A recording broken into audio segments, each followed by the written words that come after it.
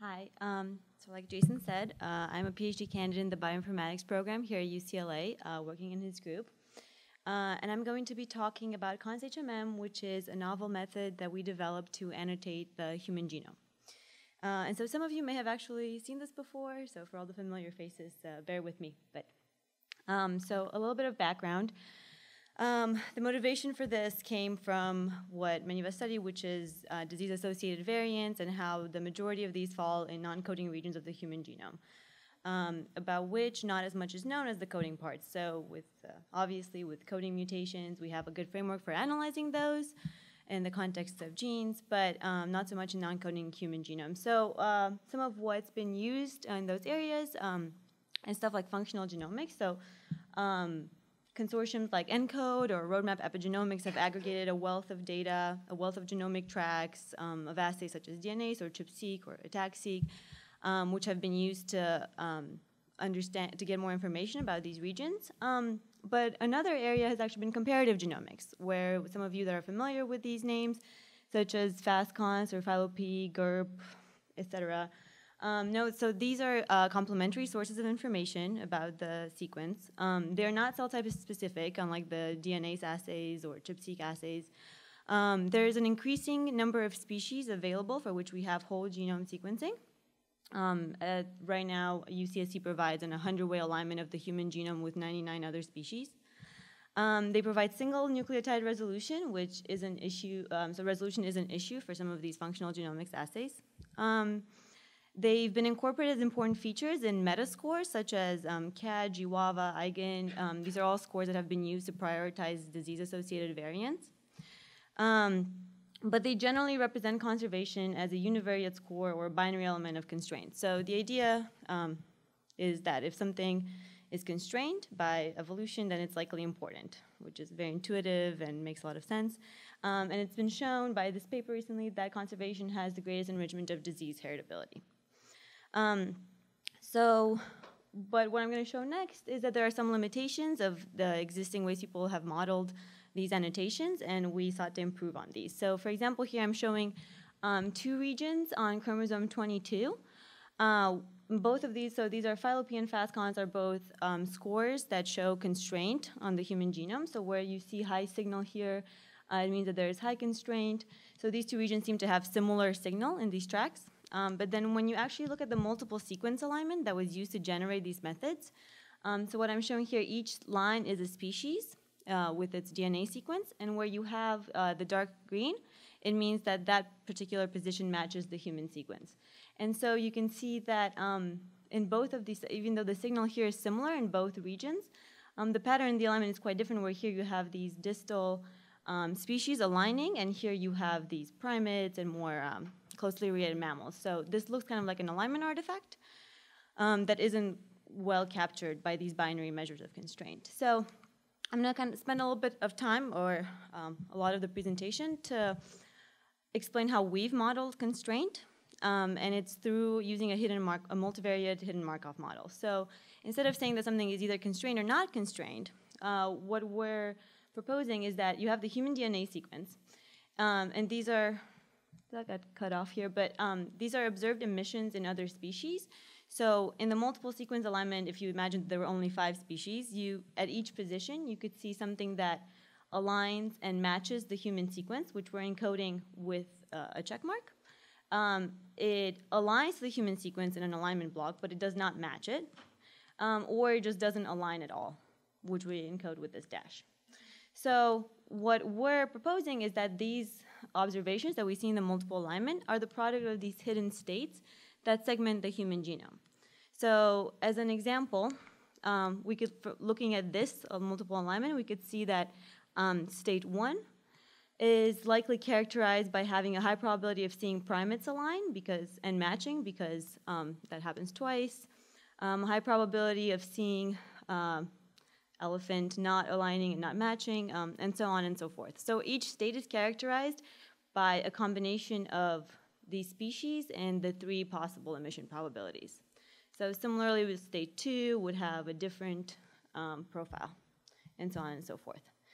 And so The way we actually implemented this is by applying ChromeHMM to a multiple species sequence alignment. So what is ChromeHMM? Some of you may be familiar with Jason's work in this field, where he developed the software that we use to learn chromatin states from chromatin mark tracks. So we extended this. We call it ConsHMM. And instead of chromatin marks, we are using the 100-way multiple species alignment that I mentioned from UCSC and learning conservation states. So what we're doing is we're encoding this alignment that looks like this. So different species show different things to the human sequence. And this column, for example, would be encoded with these features. And so something that might come up later, if I don't mention now, is that obviously with the Markov model, you have decided on a number of states that you're going to segment the genome into. So we use the number 100, which is why the following slide is going to have a lot of information on it.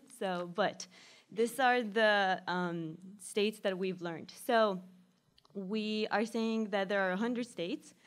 And what I'm showing here are the probabilities for each state. The columns are different species with their distance to human being the closest to humans are here. And you want to kind of split this picture into two and look at the left side, which is the alignment probabilities for each species. So what is if it's red here, it means that this particular state has a high probability of observing this particular species aligning to the human genome. And in this section where there's red, it means that this particular state has a high probability of seeing the species actually match the human genome. So as you can see, there's a few kind of major group of states which we clustered together, just doing a hierarchical clustering on the emission probabilities. But the large idea is that the states vary from having pretty much everything align and match the human genome. So those are sections where every species in that 100-way alignment has the same things that humans have. And then all the way to here where things are only conserved in some very closely related primates, such as chimp. And also this particular state here, which has an interesting pattern where you have only the closely aligned primates, and then the distal vertebrates, but not these mammals that you would expect to be there. So these states can be used for many things. In the interest of time, I'm going to try and keep it pretty short, but some of the things that we did is we looked at other annotations of the human genome and see if we're capturing different patterns of conservation in these other annotations. And so we've done many things. I'm highlighting a few here, such as, for example, we looked at gene annotations. We saw a state that is highly enriched for transcription start sites. We saw a difference in between transcription start sites of protein coding genes and pseudogenes, where pseudogenes seem to fall a lot in this potential artifact state. We've looked at other elements that are considered constrained, such as fastcons, repeat elements, etc. So there's a lot, but to kind of show you what we provide, are these conservation states can be viewed in the genome browser. So I'm showing these two sections of the human genome that I showed in the beginning, with the two different patterns in the alignment here, so distal species, close species. And so on this left side, you can see that most of this gets called into this putative artifact state, which is our state 100 that I mentioned captures this exact pattern of where these don't align, but the distal ones align. And then on the right side, these sections that are probably true positives fall in these highly conserved states at the top. And then everything else in between kind of gets put into these in-between states, which have really high resolution. So a few other things I want to highlight pretty quickly. If you look at transcription starts at the protein coding and pseudogenes, we find that they show very different conservation patterns. So here we have state 1 and state 28 for protein coding genes, which are these which show high probabilities for pretty much all species, or at least moderate probabilities, while pseudogenes fall in these somewhat artifact states. So very, very different constraint patterns. Similarly, when we looked at exons, actually, which I found this to be an interesting result, you can see, so what I'm showing here is the distance from an exon start of a protein coding gene and the distance from an exon end of protein coding gene, and which states are enriched at each position. So you can see that these oscillations with a period of 3 bases are happening basically because of the constraint pattern within exons, where every third position can vary quite a bit, but the first two have to be highly constrained. So that's kind of what we expected. And so here I'm just showing the different emissions. So this state 1 is the highly constrained, so it dips on the third position because you can have less constraint there. And then we also looked at gene ontology terms. We found different patterns for different gene ontology terms. I can go more deeply into this maybe offline, just in the interest of time. And then one other very important result is that we looked at human genetic variation and how that clusters into states. So we actually found that if you look at just the common SNPs from dbSNP, there's these two set of states that are highly enriched for them, which have in common the fact that the only species that match are these very closely related to human species. But then if you overlap this with the GWAS catalog, you kind of find the opposite patterns. So disease or phenotype-associated variants fall in these regions where common variation is not tolerated. And where common variation is tolerated, these phenotype-associated variants are depleted. And then we also partitioned the heritability of BMI.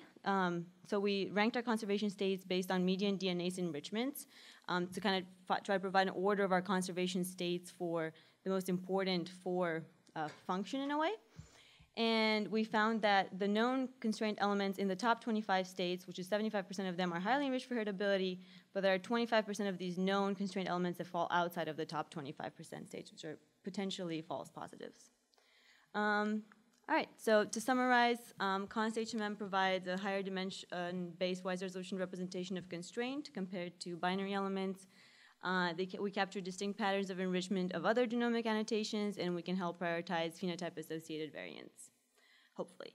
And so with that, I'd like to thank my lab, especially Jason, for his guidance and patience throughout the whole process. I'd like to also thank Tev, who's helped me design these slides to make them slightly more viewable. And also, for anyone that's interested, we will be releasing the conservation states as browser tracks and release the software so that it can be applied to any reference genome and multiple sequence alignment, so it doesn't have to be that human is a reference as long as you have a multiple sequence alignment. And of course, my funding.